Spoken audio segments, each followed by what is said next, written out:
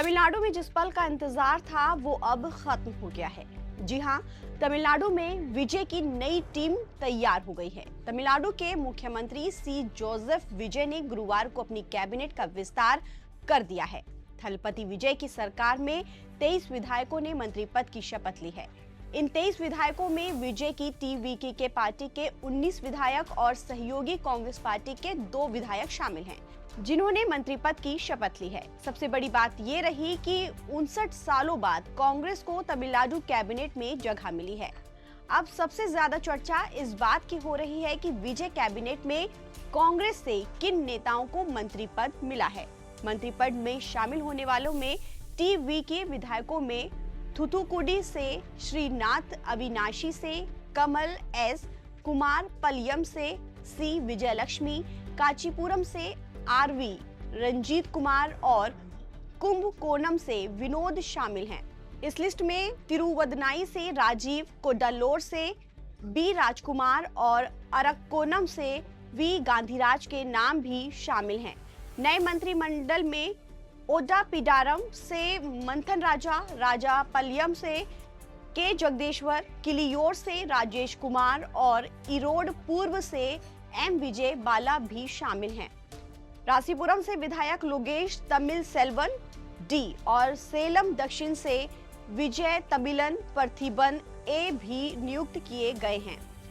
श्रीरंगम से रमेश, मैलूर से पी विश्वनाथन, वेलाचेरी से कुमार आर और श्री पेरू बंदूर से के थेनासरासु, कोयम्बटूर उत्तर से वी संपत कुमार और अरंगथागी से मोहम्मद फरवाज के साथ शपथ ली।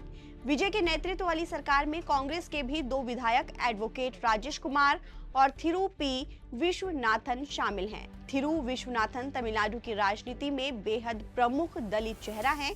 विश्वनाथन की ताकत का अंदाजा आप इस बात से लगा सकते हैं कि उन्होंने एक सामान्य सीट से जीत दर्ज कर अपनी पॉपुलैरिटी दिखाई है।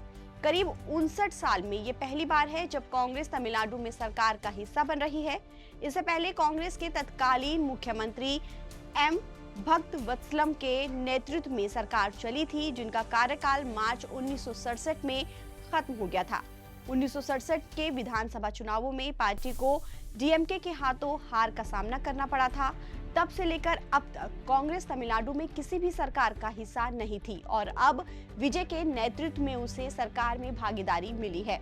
इसके अलावा 2 अहम सहयोगी दल IUML और VCK फिलहाल इस कैबिनेट विस्तार का हिस्सा नहीं बने हैं।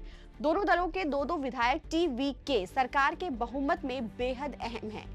रिपोर्ट के मुताबिक IUML और VCK दोनों को एक-एक कैबिनेट पद दिया गया है, लेकिन उन्होंने अभी तक अपने मंत्रियों के नाम तय नहीं किए हैं। खबर है कि दोनों सहयोगी दलों को बाद में सरकार में शामिल किया जाएगा। विधानसभा चुनाव के नतीजे घोषित होने के बाद थलपति विजय ने 10 मई को सीएम पद की शपथ ली थी। वो तमिलनाडु के नवे मुख्यमंत्री बने हैं। उनके साथ साथ 9 विधायकों ने भी मंत्री पद की शपथ ली है। उनकी कैबिनेट में लगभग 36 मंत्री हो सकते हैं। गुरुवार को 23 नए मंत्रियों के शामिल होने के साथ ही विजय सरकार में मंत्रियों की संख्या बढ़कर 33 हो गई है। अब भी 3 पद खाली हैं, जो आगे चल के भर जाएंगे। फिलहाल अब सबकी नजरें इस बात पर रहेंगी कि विजय सरकार अपने चुनावी वादों को कितनी तेजी से पूरा करती है। जनता को रोजगार, शिक्षा, स्वास्थ्य और बुनियादी सुविधाओं में सुधार की बड़ी उम्मीद है। ताज़ा अपडेट के लिए आप बने रहिए नवभारत टाइम्स के साथ। नमस्कार।